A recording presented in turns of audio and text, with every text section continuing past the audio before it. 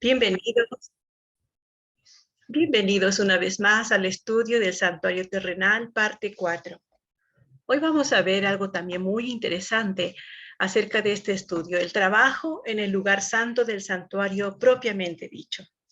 Habíamos visto en anteriores lecciones, en anteriores presentaciones, cómo estaba compuesto el santuario, quiénes eran los trabajadores y sus funciones. Pues hoy vamos a ver las funciones de los sacerdotes, en primer lugar, en el lugar santo. Luego veremos las funciones del sumo sacerdote en el lugar santísimo.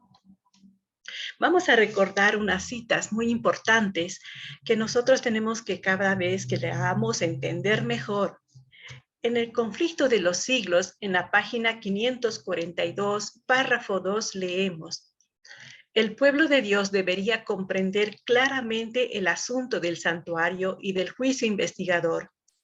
Todos necesitan conocer por sí mismos el ministerio y la obra de su gran sumo sacerdote.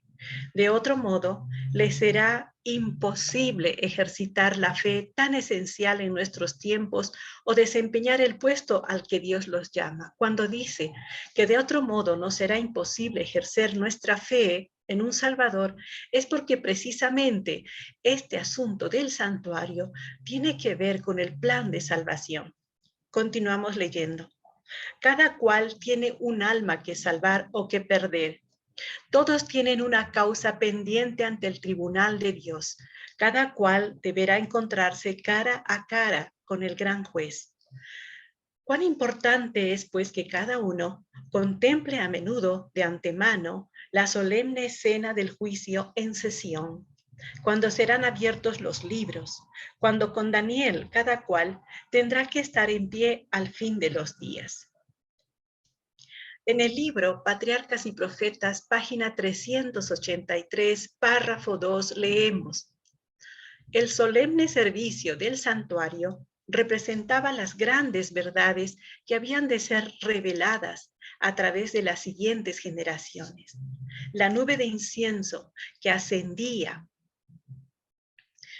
con las oraciones de Israel representaba su justicia, que es lo único que puede hacer aceptable ante Dios la oración del pecador. La víctima sangrante en el altar del sacrificio daba testimonio del Redentor que había de venir, y el lugar santísimo irradiaba la señal visible de su presencia divina. Bien, recordemos que habían dos servicios dentro del santuario propiamente dicho.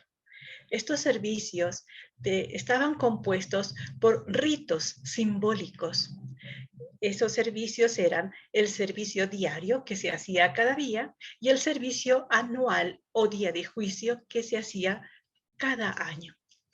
Y lean conmigo, por favor, para que vayamos entendiendo en qué consistía el servicio diario. Una vez preparados los medios, que era la ofrenda, ¿se acuerdan que era el incienso? Y el sacrificio, que era la sangre del cordero, ¿qué debía hacer el sacerdote con esos medios? Entonces leemos: porque todo sumo sacerdote está constituido para presentar ofrenda y sacrificio, dice Hebreos 8:3. El sacerdote tenía que entrar al santuario propiamente dicho con la ofrenda y el sacrificio para presentar esos medios ante Dios y la ley. ¿Y qué estaba dentro del santuario? En Primera de Reyes 8, 6, 9 leemos: y los sacerdotes metieron el arca del pacto de Jehová en su lugar, en el santuario de la casa, en el lugar santísimo, debajo de las alas de los querubines. En el arca ninguna cosa había sino las dos tablas de piedra que allí había puesto Moisés en Horeb. Así que, ¿qué estaba dentro del santuario? En primer lugar, recordemos que en el lugar santísimo estaba el arca del pacto y dentro del arca estaban los 10 mandamientos. Dentro del santuario estaba la ley de Dios. La ley de Dios que demanda para que el hombre sea justificado dos cosas. Número 1, la ley demanda obediencia perfecta. Y también, número 2, la ley demanda naturaleza sin mancha de pecado. Pero la ley también demanda del infractor la paga del pecado es muerte y muerte segunda, que lo leemos en Romanos 6:23 y Apocalipsis 21:8. Así que como la ley demandaba estas dos cosas, el israelita estaba frente a un dilema frente a la ley. Necesitaba, por lo tanto, satisfacer estas demandas de la ley. Pero leemos en el libro Fe y Obras, página 52, párrafo 1. Dios exige en la actualidad exactamente lo que exigió a la santa pareja en el Edén, obediencia perfecta a sus requerimientos. Su ley permanece inmutable en todas las edades. La gran norma de justicia presentada en el Antiguo Testamento no es rebajada en el Nuevo Testamento. No es función del Evangelio debilitar las demandas de la santa ley de Dios, sino elevar a los hombres para que puedan guardar sus preceptos. Así que vemos que las exigencias de la ley son exactamente las exigencias que Dios demandaba en el Edén a nuestros primeros padres, Adán y Eva. Y estos requerimientos podemos ver en 4 normas. Leemos que el primer requisito o la primera demanda de la ley es obediencia perfecta y perpetua a la ley. Leemos en Romanos 2:13. Si alguien está con su Biblia en mano, puede acompañarme en la lectura. Romanos 2:13 dice, porque no son oidores de la ley los justos ante Dios, sino los hacedores de la ley serán justificados. Así que, ¿cuál es el requerimiento número 1 de la ley? Obediencia perfecta y perpetua. No son, dice aquí, no son los justos ante Dios los que oyen, sino los que hacen, los hacedores de la ley. Número 2, la ley demanda un carácter perfecto. Leemos en Mateo 5:48. Allí nos dice, sed pues vosotros perfectos, como vuestro Padre que está en los cielos es perfecto. Así que la ley nos demanda un carácter perfecto. También la ley nos demanda una vida justa. En Levíticos capítulo 18 y verso 5 leemos lo siguiente. Por tanto, guardaréis mis estatutos y mis ordenanzas, las cuales haciendo el hombre vivirá en ellos. Número 4. La ley demanda también naturaleza sin mancha de pecado. Y nosotros tenemos en este momento naturaleza manchada por el pecado. Pero la ley no ha cambiado sus requerimientos. Así que leemos en Primera de Pedro, capítulo 1, versos 15 y 16.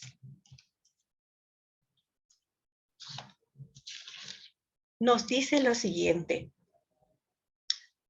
Sino como aquel que os llamó es santo, sed también vosotros santos en toda vuestra manera de vivir, porque escrito está, sed santos, porque yo soy santo. Bien, ahora vemos que los requerimientos de la ley de Dios son las mismas que requería Dios cuando creó a nuestros primeros padres. Ahora, estos requerimientos fueron creados cuando fue creado el mundo y sus habitantes, nuestros primeros padres. Por supuesto que no.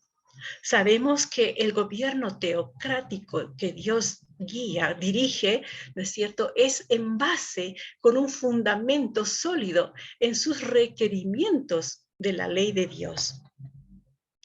En el libro Camino a Cristo, página 61, párrafo 2, leemos: la condición para alcanzar la vida eterna es ahora exactamente la misma de siempre, tal cual era en el paraíso antes de la caída de nuestros primeros padres. La perfecta obediencia a la ley de Dios, la perfecta justicia.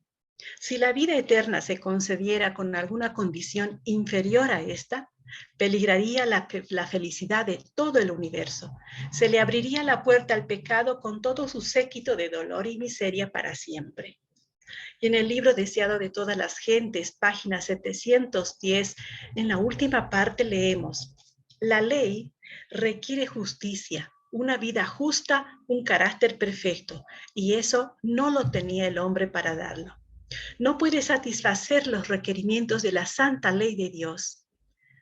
Pero Cristo, viniendo a la tierra como hombre, vivió una vida santa y desarrolló un carácter perfecto.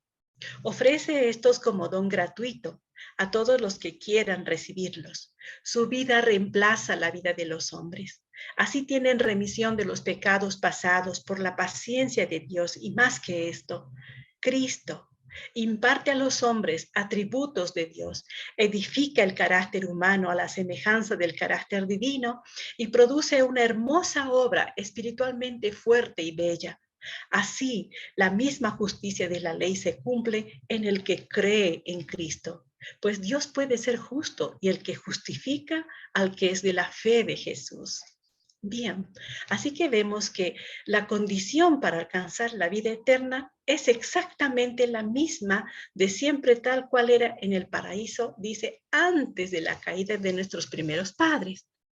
Y la ley requiere todos estos requerimientos, demanda estos requerimientos, pero ahora el hombre no tiene nada para dar a la ley. No puede satisfacer estos requerimientos de la santa ley de Dios porque ha pecado. Así que Dios por eso tenía ya un plan estructurado antes de la fundación del mundo para que en caso que el hombre cayera en pecado, pudiera llevarse a cabo inmediatamente este plan de salvación. Ahora la pregunta es, ¿tenía el israelita capacidad para satisfacer las demandas de esta ley de Dios? ¿Tenemos nosotros capacidad para satisfacer estas demandas? Ya hemos visto que el israelita en sí mismo no tenía capacidad para satisfacer las demandas de la ley de Dios, porque naturalmente no ama la ley de Dios, odia la ley. Su naturaleza es de continua hacer el mal y también está bajo la condenación de la ley. Si el israelita aceptaba su condición, si reconocía que era pecador, entonces sí necesitaba la ofrenda y el sacrificio, que estaban simbolizados al que había de venir. Y como el israelita no estaba autorizado a entrar al santuario bajo sentencia de muerte, entonces necesitaba de un mediador entre el pecador y Dios y la ley de Dios. Asimismo necesitaba del trabajo de un mediador que es el sacerdocio. Así que tenemos en el servicio diario terrenal. ¿En qué consistía el servicio diario? ¿En qué consistía el trabajo del sacerdote terrenal dentro del lugar santo del santuario? En el servicio diario terrenal, porque así se lo llamaba, el servicio diario, el trabajo del sacerdote consistía, número uno, entrar en el lugar santo del santuario terrenal en representación del israelita, que por fe seguía su trabajo y se presentaba por él ante Dios y la ley. Número dos, entraba a presentar dos cosas, la ofrenda y el sacrificio por los pecados. Entonces, cuando el sacerdote entraba al santuario, el israelita que por fe seguía al trabajo del sacerdote, era contado como si él hubiera entrado al santuario, porque el sacerdote era su representante. Entonces el israelita entraba al santuario en la persona del sacerdote, aunque el israelita como persona propiamente dicha en realidad no entraba al santuario. Ahora, ¿con qué propósito presentaba el sacerdote la ofrenda y el sacrificio? Número uno, él se presentaba dentro del santuario propiamente dicho, en el lugar santo, en primer lugar con el incienso. En Éxodo 37 y 8 leemos, y Aarón quemará incienso aromático sobre el altar del incienso cada mañana y al anochecer quemará el incienso. El incienso, que era la ofrenda, era un símbolo de la obediencia perfecta de Cristo como hombre. El sacerdote quemaba el incienso en el altar del incienso que se encontraba delante del segundo velo, detrás del cual estaba el arca, que contenía la ley de Dios, ley que demandaba esa obediencia perfecta y perpetua para que el hombre sea justificado ante Dios. Cuando el sacerdote quemaba el incienso, simbólicamente estaba dando satisfacción a esa demanda de la ley de Dios. ¿Qué requiere la ley? Obediencia perfecta. Así que el incienso representaba esa obediencia. ¿Pero qué obediencia? La obediencia perfecta de Cristo. Y cuando el sacerdote quemaba este incienso, se daba satisfacción a esa demanda de la ley. Y el israelita que por fe seguía este trabajo, y el israelita estaba fuera del santuario, por supuesto, y que por la fe miraba más allá del símbolo, es decir, miraba a la vida que Cristo iba a vivir en su favor al venir a este planeta Tierra como hombre, y que se apropiaba de esa vida, y que pedía a Dios que cuente esa vida como si fuera su vida, ese israelita recibía la justificación o aceptación ante Dios, pero como una promesa. Luego veremos por qué era aceptado o justificado como una promesa. El israelita era justificado por una obediencia que estaba dentro de él o por una obediencia ajena que estaba fuera de él. El israelita era justificado ante Dios no por una obediencia propia que estaba dentro de él, sino por una obediencia ajena, la obediencia de Cristo, que estaba simbolizada en el incienso. El incienso no era algo que estaba dentro del israelita, sino fuera de él. El sacerdote trabajaba a favor del israelita, no con cosas que estaban dentro del israelita, sino con cosas que estaban fuera de él y lejos de él. En este caso, con el incienso que representaba o simbolizaba la justicia perfecta de Cristo. Porque cuando el sacerdote estaba haciendo ese trabajo dentro del santuario, el israelita estaba en su casa o en el campo o donde se encontrare. Sabemos que eran 2 veces al día el servicio diario, a la hora nona, ¿no es cierto? Y más o menos 9 de la mañana y 3 de la tarde se tocaban las trompetas y el israelita que esté en casa o en su campo escuchaba, paraba inmediatamente sus actividades y con el rostro hacia el santuario, con profunda solemnidad, se arrepentía de sus pecados y confesaba sus pecados, mientras que su representante, el sacerdote, estaba ministrando dentro del santuario propiamente dicho en el lugar santo. Cuando él presentaba el incienso, el israelita seguía por fe el trabajo de su representante y por fe, con fe en esa obediencia de Cristo que iba a venir a vivir en esta tierra, ¿no es cierto? Era justificado o aceptado. Así que el israelita estaba en su casa o en el campo donde se encontrare, pero como los israelitas tenían una hora establecida para ese servicio o trabajo, y a la hora indicada, el israelita que verdaderamente quería ser beneficiado por el trabajo del sacerdote, cuando llegaba la hora indicada, se ponía de rodillas con su rostro dirigido hacia donde estaba el santuario, y en ese momento en oración se dirigía a Dios, como nos leemos en Daniel 6:10. Y Daniel, cuando supo que la escritura estaba firmada, entróse en su casa y abiertas las ventanas de su cámara que estaban hacia Jerusalén, hincábase de rodillas 3 veces al día y oraba y confesaba delante de su Dios.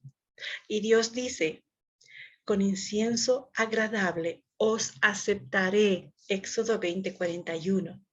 Entonces el israelita era justificado por una obediencia ajena, la obediencia de Cristo. Ahora, ¿el israelita era justificado una vez y para siempre? No. El israelita no era justificado una vez y para siempre, sino que era justificado diariamente, porque el sacerdote entraba a quemar el incienso 2 veces al día, de mañana y tarde. Por lo tanto, en el servicio diario, el israelita era justificado diariamente y 2 veces al día, hasta que llegue el servicio anual o día de la justificación final. En cuanto a tiempo, el servicio diario terrenal siempre era tiempo presente. Era trabajo de todos los días y 2 veces al día.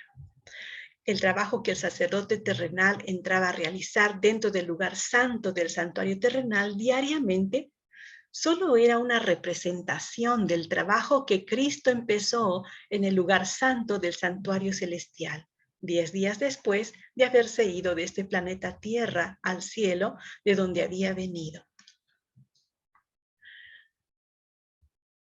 También el sacerdote presentaba en el lugar santo el aceite. En Levíticos 24, 2, 4 al 4 leemos, y manda a los hijos de Israel que te traigan para el alumbrado aceite de olivas machacadas, para hacer arder las lámparas continuamente. Fuera del tabernáculo de reunión las dispondrá Aarón. Sobre el candelero limpio pondrá siempre en orden las lámparas delante de Jehová. También leemos en Éxodo 30, 7 y 8. Y Aarón cada mañana, cuando aliste las lámparas, lo quemará. Y cuando Aarón encienda las lámparas al anochecer. Cuando el sacerdote entraba a aumentar aceite a las lámparas, el israelita que por la fe seguía el trabajo del sacerdote dentro del lugar santo del santuario, se constituía en templo del Espíritu Santo. Leemos en Génesis 41, 38, y dijo Faraón a sus siervos, ¿acaso hallaremos a otro hombre? Se refería a José, hijo de Jacob, en quien esté el Espíritu de Dios. Y además leemos en Daniel 4:18, yo, el rey Nabucodonosor, he visto este sueño. Tú pues, Belsasar, quien era Daniel, dirás la interpretación de él, porque todos los sabios de mi reino no han podido mostrarme su interpretación. Mas tú puedes, porque mora en ti el Espíritu de los dioses santos. Así que sabemos en el Antiguo Testamento que se tenía total conocimiento del Espíritu Santo como habitante en el ser humano cuando lo aceptaba. Entonces el israelita pasaba a ser templo del Espíritu Santo, nada más ni nada menos que por el trabajo del sacerdote, pero dentro del santuario y no fuera de él. Esto es importante que recordemos, porque cuando veamos el sacerdocio celestial de Cristo, comprenderemos más cuán importante es hacer el servicio diario en nuestras vidas, así como en antaño los israelitas lo hacían.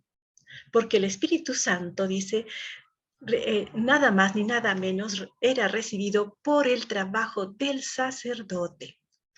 El aceite que diariamente aumentaba el sacerdote a las lámparas era un símbolo del Espíritu Santo, pero el israelita recibía el Espíritu Santo no como una promesa, sino como una realidad. Como ya hemos leído en Génesis 41, 38 y Daniel 4, 18, que ellos en la realidad, ellos tenían el Espíritu Santo, tanto José como Daniel, y recibían el Espíritu Santo como habitante o morador, para que sean capacitados para aprender a obedecer la ley de Dios. Ejemplo de esto lo tenemos en la vida del profeta Daniel y otros más. Otra pregunta, ¿el israelita era templo del Espíritu Santo una vez y para siempre? No. El israelita no se constituía en templo del Espíritu Santo una vez y para siempre, pues el sacerdote entraba al lugar santo del santuario con el propósito de aumentar aceite a las lámparas 2 veces al día, cada mañana y al anochecer. Por lo tanto, el israelita que seguía el trabajo del sacerdote recibía un bautismo diario del Espíritu Santo. Por eso el salmista dice en Salmo 51:10, renueva un espíritu recto dentro de mí, un espíritu recto dentro de mí. La palabra renueva es un verbo que está en tiempo presente y es una petición que lo hacía diariamente. Así que recordemos que la petición o el recibir el Espíritu Santo no era una vez y para siempre, sino 2 veces cada día. Ahora el israelita que había llegado a ser templo del Espíritu Santo, ¿tenía la posibilidad de dejar de ser templo del Espíritu Santo? Pues David escribe en Salmo 51:11, no me eches delante de ti y no quites de mí tu Santo Espíritu. David hacía esa petición porque él tenía el antecedente de lo que había ocurrido al rey Saúl, quien había llegado a ser templo del Espíritu Santo. Pero él dejó de ser templo del Espíritu Santo porque no cumplió las órdenes que Dios le había mandado para que el Espíritu Santo permanezca en él. Entonces, para que el Espíritu Santo permanezca en el hombre, Dios pone condiciones en su palabra. Y una de las condiciones es obediencia. El trabajo que el sacerdote terrenal hacía al aumentar aceite a las lámparas para que el israelita llegue a ser templo del Espíritu Santo, solo era una representación del trabajo que el sacerdote verdadero, Cristo, debe hacer hoy para el hombre, para que llegue a ser templo del Espíritu Santo. Un tercer símbolo que el sacerdote presentaba en el lugar santo, en el servicio diario, era la sangre.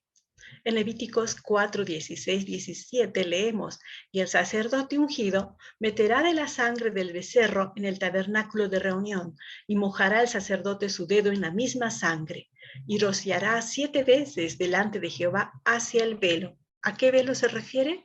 El velo que separaba el lugar santo del lugar santísimo.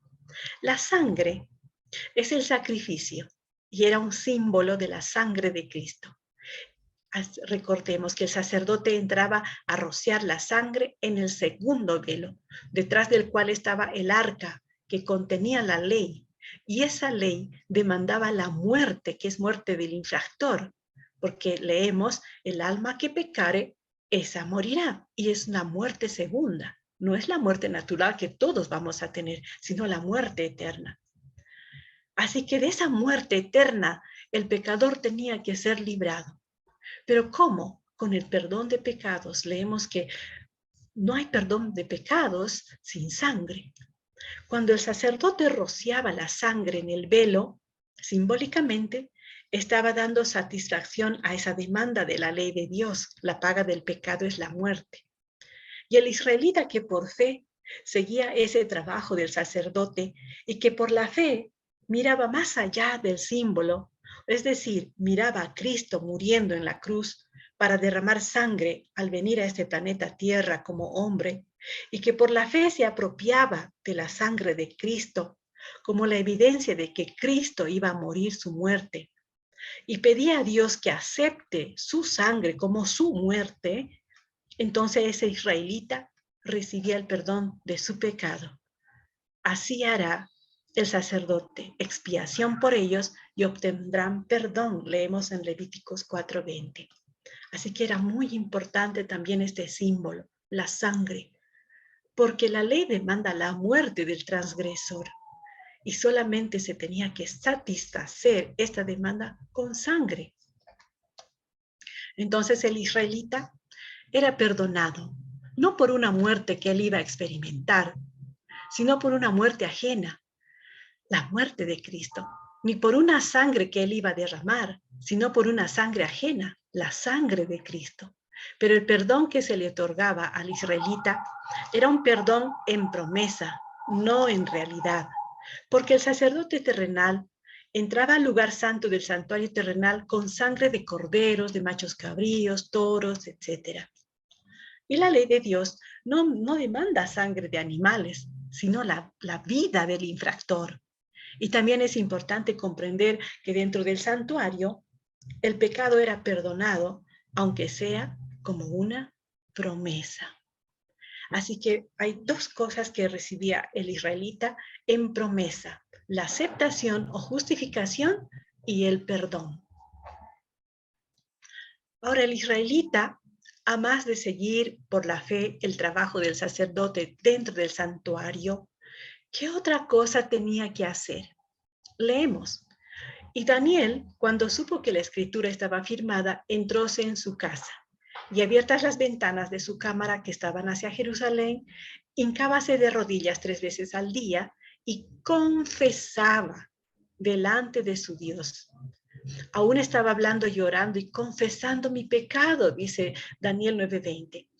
Mi pecado te declaré y no encubrí mi iniquidad. Dije, confesaré mis transgresiones a Jehová, y tú perdonaste la maldad de mi pecado, dice David en Salmos 32:5. Si el israelita quería que su pecado sea perdonado, él tenía que reconocer la autoridad de la ley, porque era por medio de la ley que llegaban al conocimiento del pecado. Debía ponerse de rodillas ante Dios, confesar su culpa, su pecado, su infracción, con su rostro dirigido hacia Jerusalén, y de Jerusalén tenía que mirar al santuario y acompañar por la fe el trabajo del sacerdote, expresando su deseo de ser perdonado mediante un redentor en lo porvenir, que es Cristo Jesús.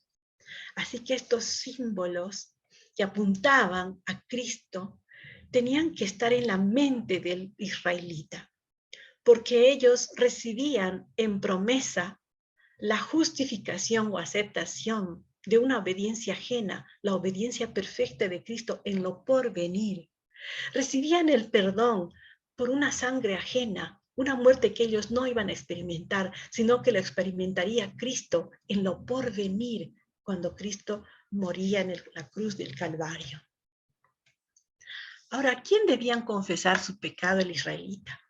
En Salmos 32:5 leemos, dije, confesaré mis transgresiones a Jehová. Si pecaren contra ti, porque no hay hombre que no peque, y estuvieres airado contra ellos y oraren a ti, dijeren, pecamos, hemos hecho lo malo, hemos cometido impiedad, y se convirtieren a ti, leemos en Primera de Reyes 8:46 al 48. También leemos en Daniel 9:4, y oré a Jehová mi Dios e hice confesión. El israelita confesaba su pecado a Jehová su Dios. El israelita nunca confesó su pecado a los sacerdotes terrenales, sino la confesión de su pecado y sus peticiones lo hacían directamente a Dios. Ahora, esta confesión no consistía en decir perdona mis pecados y nada más. Las confesiones debían ser puntuales, recordando todo acto, pensamiento, palabra que haya transgredido la ley de Dios. Esa era la forma y es la forma correcta de confesión hoy.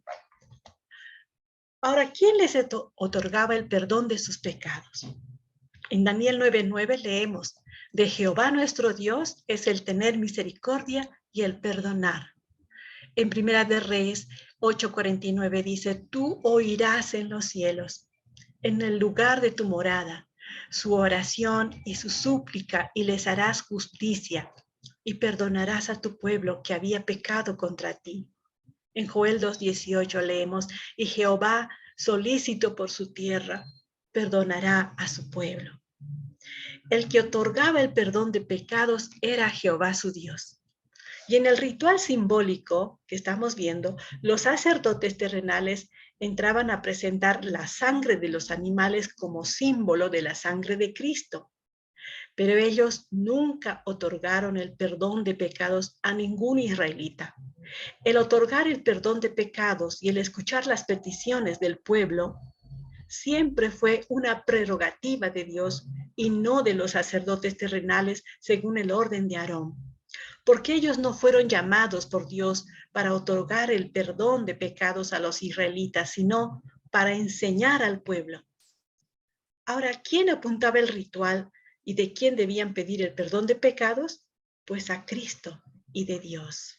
¿A quién apuntaba el ritual? A Cristo. ¿Y de quién debían ellos esperar el perdón? De Dios Padre. Otra pregunta. ¿El israelita era perdonado una vez y para siempre? No. El israelita no era perdonado una vez y para siempre, sino que era perdonado diariamente, porque el sacerdote sacrificaba el cordero 2 veces al día, con el propósito de que derrame sangre. La sangre era recogida, presentada y rociada en el segundo velo 2 veces al día. Por lo tanto, el israelita era perdonado diariamente y 2 veces al día, hasta que llegue el día de la expiación o purificación. Entonces, el servicio diario terrenal otorgaba al israelita que por fe seguía el trabajo del sacerdote dentro del santuario, número 1, Cuando el sacerdote quemaba el incienso en el altar del incienso, el israelita recibía la justificación o aceptación diaria en promesa. Número 2. Cuando el sacerdote aumentaba aceite a las lámparas, el israelita recibía un bautismo diario del Espíritu Santo y seguía siendo templo del Espíritu Santo. Esto era una realidad, no una promesa. Número 3. Cuando el sacerdote rociaba la sangre en el segundo velo, el israelita recibía en promesa el perdón diario de sus pecados. Pero el israelita debía conservar su aceptación, debía seguir siendo templo del Espíritu Santo y debía conservar el perdón de sus pecados si quería recibir los beneficios del servicio anual o día del juicio. Vale decir, conservar el perdón es no volver a pecar, no volver a cometer ese pecado. Conservar siendo templo del Espíritu Santo era hacer el servicio diario. Conservar la aceptación también incluía hacer el servicio diario, 2 veces al día. Por lo tanto, el servicio diario terrenal para el israelita era un servicio de preparación que le habilitaba para poder enfrentar el servicio anual o día del juicio. De manera que el israelita, que no hacía su servicio diario, que no seguía por la fe el trabajo del sacerdote dentro del lugar santo del santuario terrenal, cuando llegaba el día del servicio anual o día de juicio, ese día el israelita era cortado de la congregación. Y eso sucedía como una representación de lo que en realidad está ocurriendo hoy en el servicio diario celestial. El servicio diario terrenal que se realizaba dentro del santuario propiamente dicho, ¿beneficiaba a todos los israelitas? El servicio diario terrenal que los sacerdotes entraban a realizar en el lugar santo del santuario propiamente dicho, solo beneficiaba ¿a quiénes? Número 1, a los que por la fe seguían el trabajo del sacerdote dentro del santuario. Número 2, a los que a la hora indicada por Dios se ponían de rodillas y con el rostro dirigido hacia el santuario, miraban más allá del símbolo al que había de venir, a Cristo. Número 3, a los que aceptaban que había un solo lugar específico donde podían ser aceptados, perdonados y llegar a ser templo del Espíritu Santo. Y ese lugar era el santuario propiamente dicho. Y era el único lugar de trabajo del sacerdote ordenado por Dios mismo. Número 4, a los que reconocían que eran pecadores, que confesaban su pecado y se convertían a Dios, y que por esta causa tenían la necesidad de un Salvador personal, que clamaban por el advenimiento de ese Salvador. Por eso está escrito lo siguiente: y vendrá el Redentor a Sión, y a los que se volvieren de la iniquidad en Jacob, dice Jehová.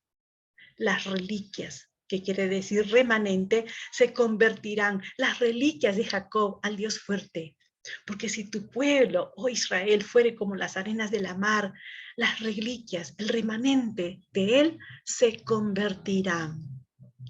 Así que estos eran los beneficiados del servicio diario con todo el ritual simbólico que representaba el sacerdote. Por lo tanto, no todos los israelitas eran beneficiados por el trabajo de los sacerdotes dentro del santuario propiamente dicho, porque la mayor parte de los israelitas no querían reconocer que eran tan pecadores como los gentiles y hacían recaer su salvación en su descendencia o linaje. Se gloriaban en que eran descendientes de Abraham. Por lo tanto, no necesitaban de un salvador personal. Por eso cuando Cristo vino por primera vez, no lo reconocieron, lo rechazaron. Por eso leemos en Juan 1:11, a lo suyo vino y los suyos no lo recibieron. Así que no todos los israelitas eran beneficiados por el trabajo del servicio diario de los sacerdotes dentro del santuario propiamente dicho. ¿Por qué? Porque para necesitar de tal servicio diario, primero tenían que reconocer su necesidad de un Salvador. reconocer que eran pecadores. Y al reconocer su pecaminosidad, entonces iban a tener necesidad de ese Salvador que estaba por venir en el futuro. Por eso ellos participaban del servicio diario 2 veces al día. Entonces el israelita que quería recibir los beneficios del servicio anual o del día del juicio, debían llegar a ese día, número 1, llegar a ese día justificado o aceptado. Número 2, perdonado. Número 3, teniendo el Espíritu Santo como habitante. También se lo llama lluvia temprana. Porque mientras su pecado no sea borrado, aunque esté perdonado, no estaba libre de la condenación de la ley. El hombre solo estará libre de la condenación de la ley cuando sus pecados perdonados sean borrados del libro de memoria de malas obras.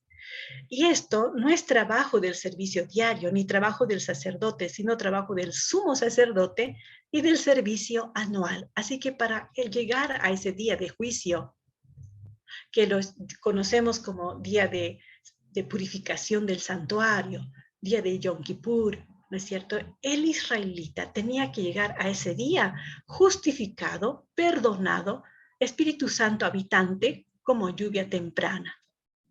¿Para qué? Porque ese día de juicio, como vamos a ver en la siguiente parte que vamos a estudiar, ese día de juicio, su pecado era borrado. Y mientras no se ha borrado su pecado no estaba del todo perdonado, no estaba libre de la condenación de la ley, que es la muerte segunda.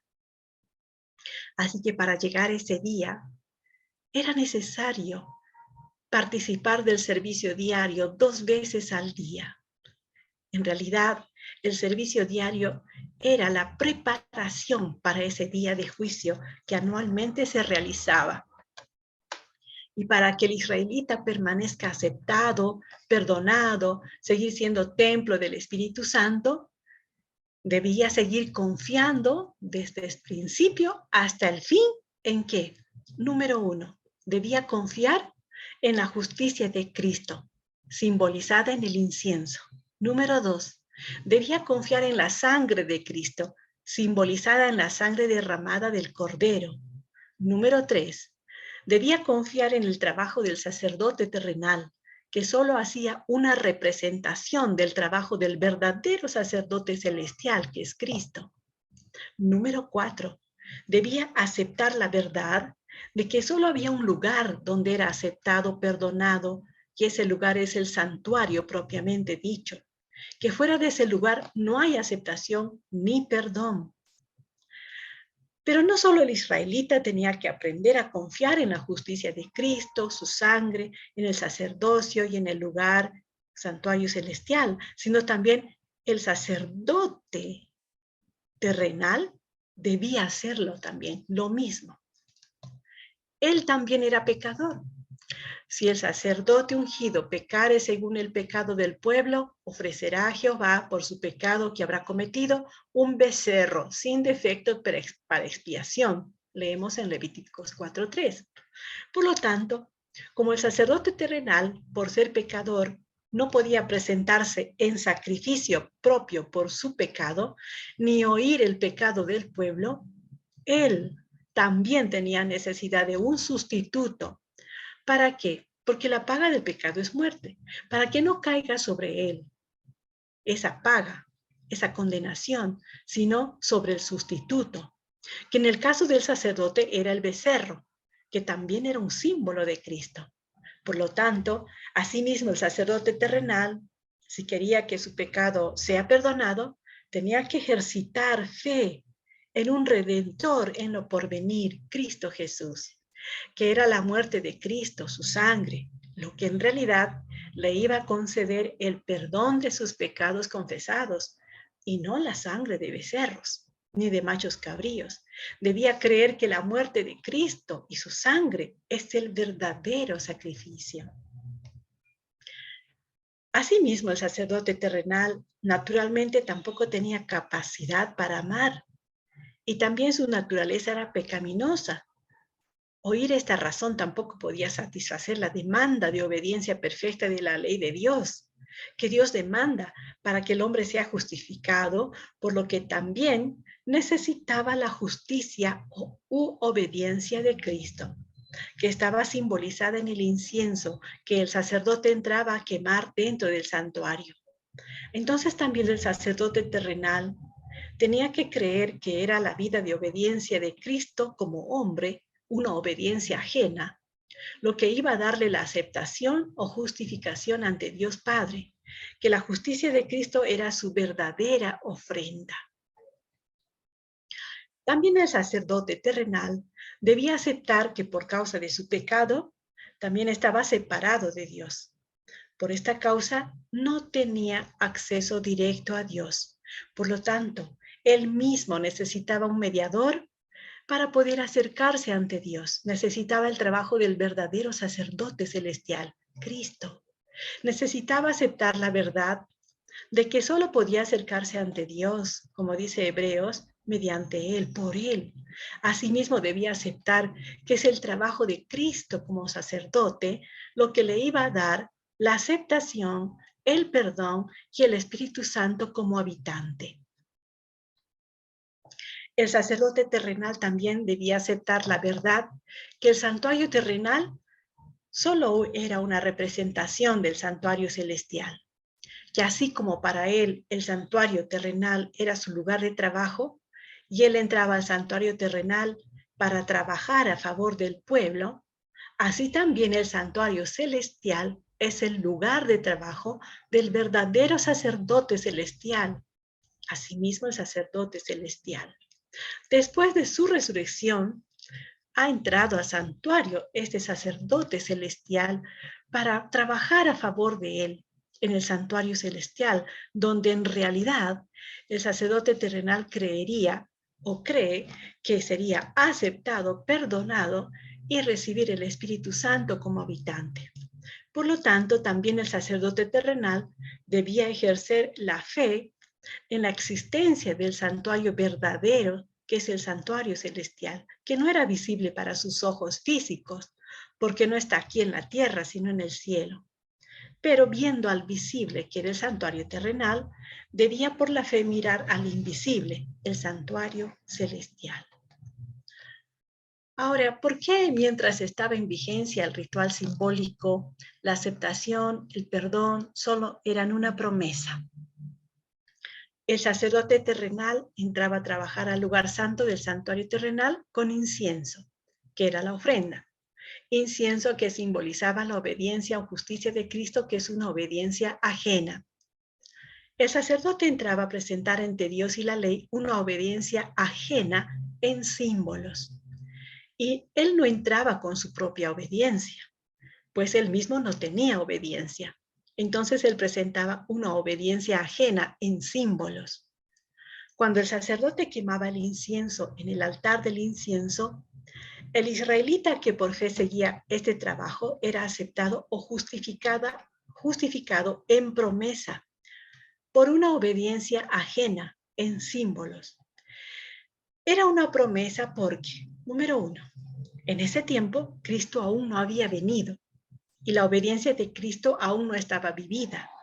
Número dos, porque la ley que estaba dentro del lugar santísimo del santuario terrenal no demanda la savia de un árbol, que era el incienso, sino una vida de obediencia perfecta en realidad. Por eso la justificación o aceptación era una promesa. Asimismo, el sacerdote terrenal ejercía fe en esa obediencia ajena. También él era aceptado en promesa por una obediencia ajena, pero en símbolos. Ahora la sangre. El sacerdote terrenal entraba al lugar santo del santuario terrenal con la sangre, sangre que era el sacrificio, pero entraba con sangre ajena, sangre de corderos, becerros, machos cabríos, sangre que simbolizaba a la sangre de Cristo. Y cuando el sacerdote asperjaba la sangre en la cortina, el pecado era perdonado en promesa. ¿Por qué era una promesa?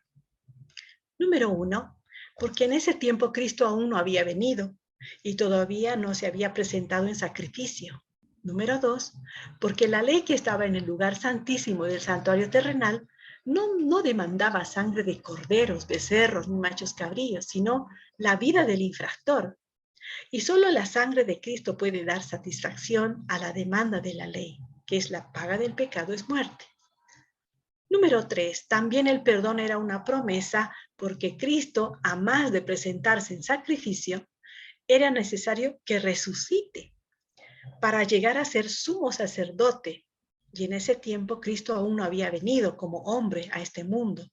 No se había presentado en sacrificio ni había resucitado. Por lo tanto, todavía no había el hombre que la ley demanda, requiere para tener el verdadero sacerdote, para que presente su sangre ante Dios Padre y la ley, para que el pecado sea perdonado en realidad. Por eso, tanto la justificación como el perdón solo eran una promesa y no una realidad para el israelita y el sacerdote.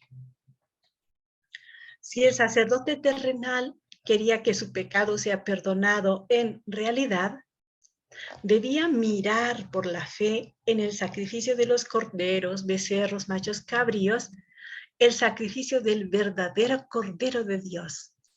Y en la sangre derramada de los corderos, becerros, machos cabríos, miraba a Cristo presentándose en sacrificio y para obtener un medio, que es la sangre, que así como el sacerdote terrenal recogía la sangre, que era un medio, que le habilitaba para entrar a trabajar en el santuario propiamente dicho, para que el pecado sea perdonado como una promesa, el sacerdote debía mirar por la fe en su trabajo que realizaba, el trabajo del verdadero sacerdote, que es Cristo.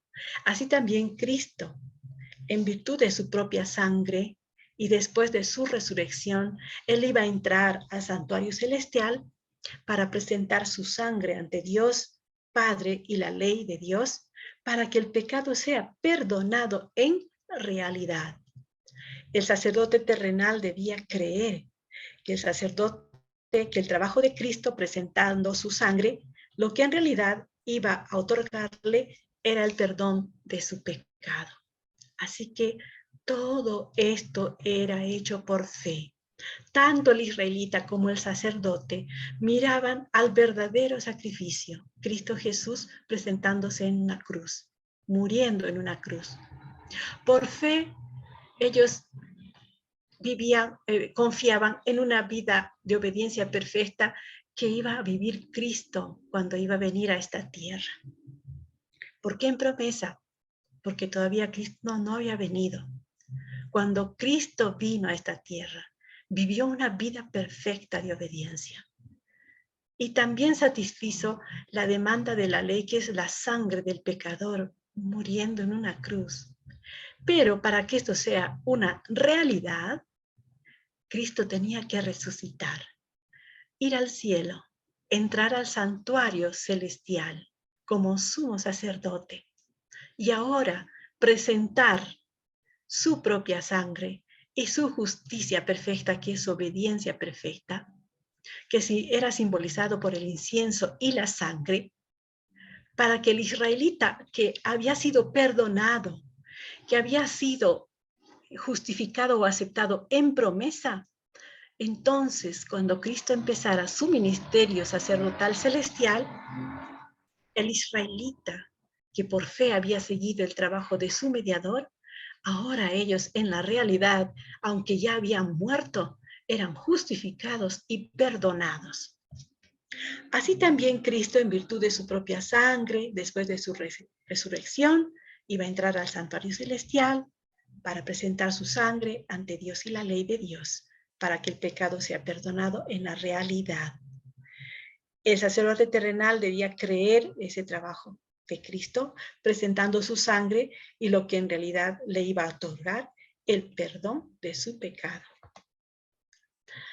No solo el sacerdote terrenal debía ejercer la fe en un redentor en lo porvenir, sino también el sumo sacerdote terrenal debía ejercer fe en un redentor en lo porvenir, en Cristo Jesús.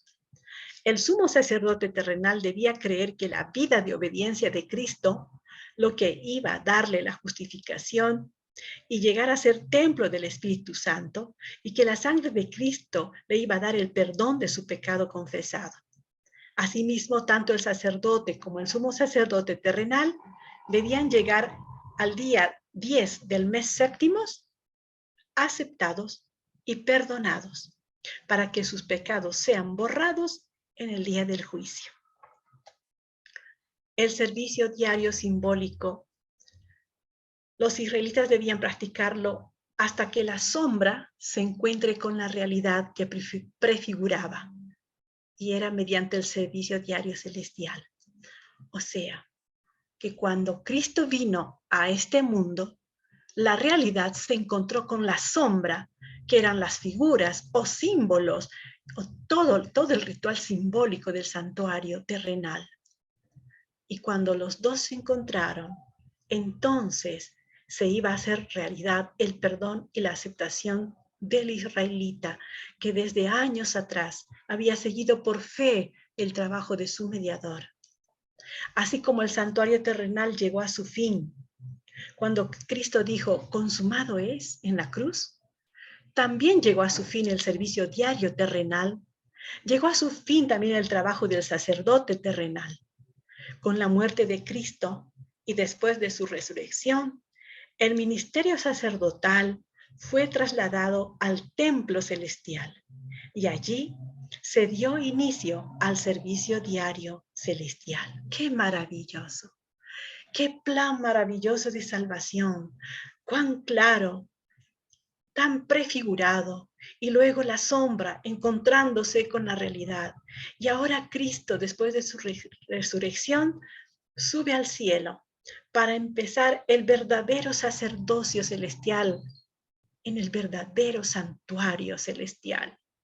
Y allí está nuestro Salvador intercediendo hoy por nosotros, por aquel que por fe ahora en su mediador, en su Salvador, reclama a Dios Padre el perdón y la aceptación en virtud de estos méritos preciosos que Cristo vivió en esta tierra. Su justificación, que es su obediencia perfecta a la ley, y su sangre preciosa que derramó en la cruz del Calvario, cosas que satisfacen las demandas de la ley. Así que Él es ahora nuestro Salvador. En el próximo encuentro veremos el otro servicio, que es el servicio anual o día de juicio. Hasta aquí, que Dios les bendiga.